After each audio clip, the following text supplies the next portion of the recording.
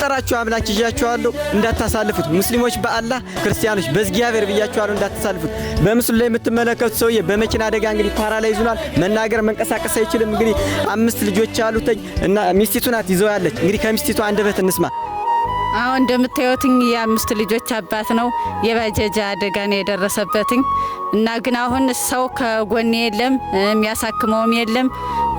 እኔ ነኝ ማነሳ ምጥል ገቢያ ምንም ወጥቼም እንዳልንቀሳቀስ ምንም የሚረዳኝ ሰው የሚያነሳ የሚጥልልኝ የለም እና ብትተባበሩኝ ብታግዙ ብታሳክሙ ወደ ከፍተኛ ሕክምና ሄዶ ቢታከም የሚድን ሰው ነው እና አካውንት ንገር 10 83 35 69 37 እሺ እና ይሄው እንደምታዩት ወንድማችን በአገር ውስጥም በአገር ውጭም ያላችሁ ሰውየው የሚኖረው አዲስ ዘመን ቀበሌ 3 ከመስጊዱ በላይ ነውና ያላችሁን እንድትተባበሩን ስንል እንጠይቃለን።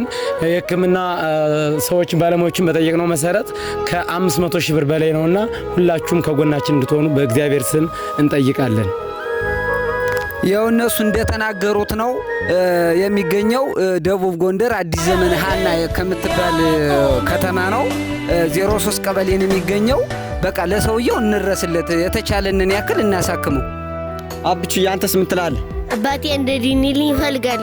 አባቱ እንዲድን ይፈልጋል። እንግዲህ ሕፃኑም እንደምታዩት ትምህርትም እንኳን ገና አልጀመረም። ሕፃኑ እንደምታዩት አባቱም እንደዚህ ብሎ ነው ያለ። እንግዲህ መንቀሳቀስ አይችልም። ሁላችሁም ኮፒ ሊንክና ሪፖስት በማድረግ ሁላችሁም ተባበሩና እናመሰግናለን።